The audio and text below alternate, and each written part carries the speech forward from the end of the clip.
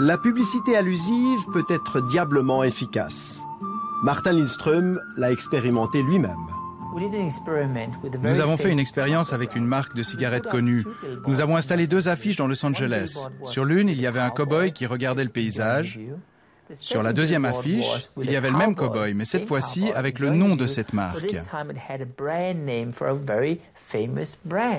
Et devinez ce qui s'est passé. Avec le logo, l'impact publicitaire était 2 fois moins efficace que sans le logo.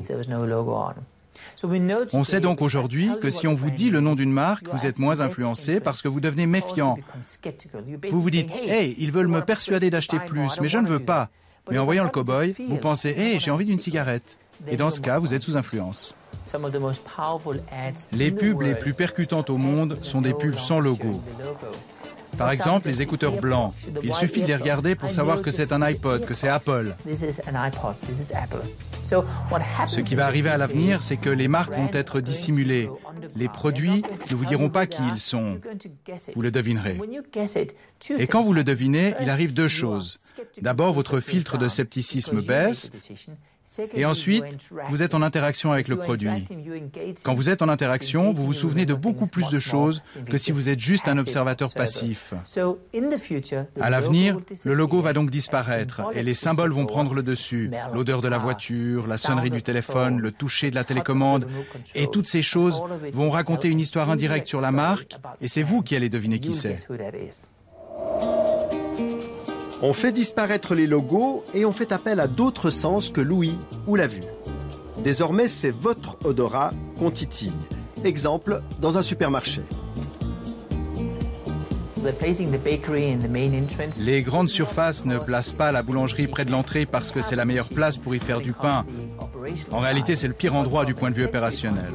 Mais sur le plan sensoriel, c'est un endroit idéal. Parce que l'odeur du pain qui sort du four est irrésistible. L'odeur est le seul stimulus sensoriel qui contourne la partie rationnelle de notre cerveau. Il touche directement aux émotions. On ne peut pas y résister. On se dit « je commence à avoir faim ». Et évidemment, plus on a faim, plus on achète. Lutter contre l'influence de la pub, c'est la bataille de David contre Goliath. Et dans cette histoire, David s'appelle Rémi Douat et il vit à Paris. Moi, en tant que passant, en tant que citoyen, en tant qu'individu dans la ville, je me sens agressé par cette publicité. Moi, je ne suis pas un anti-pub fervent. Je trouve que c'est normal de communiquer sur ce que chacun dans la cité fait. Voilà. Et parmi ces choses, il y a des produits, donc on communique sur ces produits. Mais là, on a passé, depuis de nombreuses années maintenant, une étape supérieure où tout est communication et tout est publicité. Lorsqu'il se promène en ville, Rémi a l'habitude de passer tout droit devant les vitrines qui pourraient le séduire. Mais pour nous, et à titre exceptionnel, il s'est arrêté devant l'une d'entre elles, histoire de nous expliquer sa vision des choses. Ce qu'on voit simplement dans cette vitrine, en regardant comme ça, c'est que c'est très peu cher. Et le peu de qualité, entre guillemets, du décor peut donner l'impression qu'en effet, ça va être un magasin pas cher et qu'on a tout intérêt à rentrer là-dedans. En fait, on est très tenté de rentrer. D'ailleurs, nous aussi, on était tentés de rentrer, mais avec une caméra, ça n'a pas été possible. Le magasin veut protéger ses techniques de vente bien rodées. C'est donc Rémi qui va nous en parler sur le trottoir. C'est en fait une technique d'identification poussée à son maximum, où en fait on a affaire non pas à des vendeurs, mais on a affaire à des potes qui sont des individus, qui sont tous fringués différemment et qui ont des cheveux voilà, qui pourraient me ressembler, qui l'un va avoir un piercing, l'autre va avoir une crête sur la tête et on va se dire je peux me reconnaître dans celui-là, pas dans celui-là, mais dans celui-là je me reconnais. Alors que dans un magasin où on aura une homogénéité chez les vendeurs, si vous ne vous reconnaissez pas, ben, ils ne sont pas de votre bande. Donc il y a une distance automatique qui se crée. Et là ce qui se joue c'est tout différent, c'est quelque chose de l'ordre de la proximité immédiate.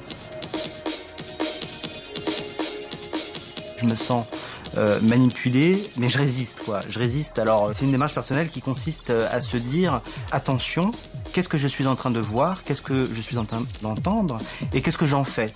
c'est une lutte. Voilà, c'est une lutte pour que cet acte d'achat soit le plus possible le fruit de mon désir et de mon choix, et non pas qu'on m'impose d'avoir des désirs qu'en réalité je n'ai pas. Par exemple, l'iPhone qui envahit aujourd'hui le marché. On voit bien que l'esthétique de la communication de la marque qui fait ça m'est tout à fait destinée, enfin à moi et mes contemporains. On est un certain nombre à être la cible de ça. Et ça me met en colère, parce que je me reconnais dans ce qu'ils font. Jusqu'à présent, j'ai toujours pas acheté, ni d'iPhone, ni d'iPad. Je me reconnais dans ce qu'ils font. Autour de moi, on me dit, t'as toujours pas d'iPhone, t'as toujours pas d'iPad. Donc c'est de la publicité en rhizome, ça c'est de la publicité rampante, en fait, et dont, en fait, mes prochains, dont les concitoyens, mes voisins, sont les relais, eux aussi. Donc là, vous êtes tenté? Oui, je suis tenté, ouais. J'avais beaucoup d'affection pour la publicité d'il y a 50 ans. Acheter le savon, blabla. Je trouvais ça très bien. Quand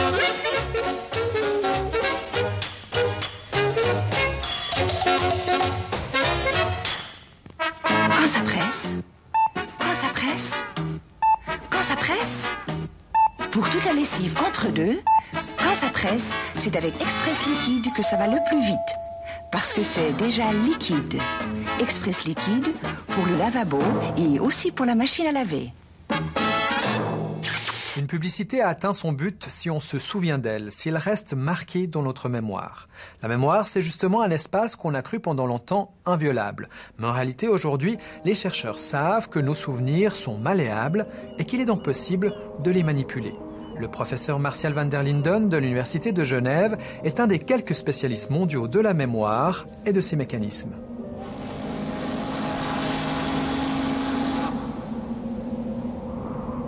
Ce que j'ai en mémoire, est-ce que c'est quelque chose que j'ai imaginé ou est-ce que c'est quelque chose que j'ai réellement vécu ?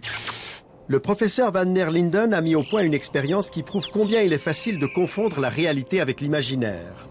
On projette à des spécimens plusieurs mots de la même famille, par exemple des vocables associés à l'idée de montagne, mais sans jamais leur montrer le mot montagne. On leur demande ensuite s'ils se souviennent des mots qu'on leur a présentés, et cette fois-ci on y inclut le mot montagne. Au final, la plupart des spécimens se disent certains d'avoir vu ce mot.